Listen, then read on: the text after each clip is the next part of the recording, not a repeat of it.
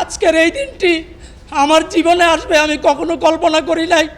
আজকে এই বাংলাদেশে আমি মুক্ত বাতাসে নিঃশ্বাস ফেলে আমার বিরুদ্ধে যারা ষড়যন্ত্র করেছিল, আমাকে অন্ধ করে দিয়েছিল, তাদের বিরুদ্ধে আমি বুক ফুলিয়ে আপনাদের সামনে এসে অভিযোগ করতে পারবো, আদালতের সামনে এসে অভিযোগ করতে পারবো।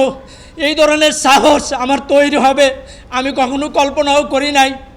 এই বাংলাদেশ ফেসিবাদ মুক্ত হওয়ার পরে আমি আমার পরিবারের সহযোগিতায়, আমি যে দল করি জাতীয়তাবাদী ছাত্র দলের সহযোগিতায় আমি আজকে আপনাদের সামনে এসেছি। জেনেক্সে শিফট করো, লাইফকে লিফট করো। আমি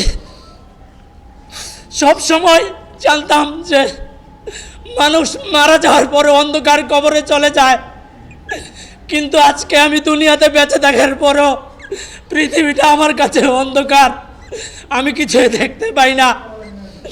এই আমার না দেখার জন্য যারা দায়ী, আমি দেশবাসী, আমার প্রিয় দল জাতীয়তাবাদী দল বিএনপি, আপনারা যারা গণমাধ্যম কর্মী এবং দেশবাসীর কাছে আমি আমার সুষ্ঠু বিচার যেন পাই, আমি সকলের সহযোগিতা কামনা করি। কারণ আমি আর চোখের দৃষ্টিশক্তি ফিরে পাবো না, এটা নিশ্চিত হয়ে গেছে।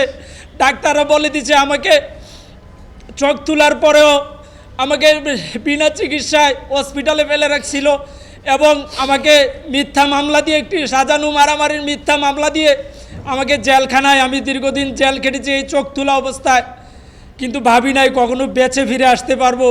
তো আমি সকলের কাছে আকুল আবেদন, আপনারা চাইলে আমার দৃষ্টিশক্তিকে ফিরিয়ে দিতে পারবেন না, কিন্তু আপনারা চাইলে আমার এই চোখ উপড়ে ফেলার ঘটনার সাথে যারা জড়িত তাদেরকে বিচারের কাঠগড়ায় দাঁড় করাতে পারবেন এবং সুষ্ঠু বিচারের মাধ্যমে তাদেরকে এমন শাস্তি প্রদান করবেন।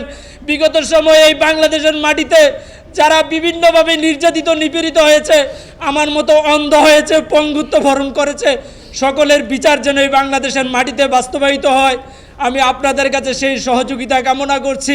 2016 সালের 21শে জুলাই আমাকে ছলে বলে কুমিল্লা শহর থেকে অপহরণ করা হয়। এম এ জাহের এবং আবু তৈয়ব ওপির এর গংদের নেতৃত্বে আমাকে কুমিল্লা শহর রেল স্টেশন এলাকা থেকে অপহরণ করে ওপির পশ্চিম বাগিচাগাঁও কুমিল্লা শহরে ওই বাসায় নিয়ে নির্যাতন করে। এর পরবর্তী সময় আমাকে গ্রামের দিকে এম এ জাহের এমপি তার বাসায় নিয়ে যায়। ওখান থেকে একটি পরিত্যক্ত বিল্ডিংয়ের মধ্যে ঢুকিয়ে আমাকে রাতভর নির্যাতন করে। সকালবেলা আমার দুই চোখ ছুরি দিয়ে উপড়াই ফেলে।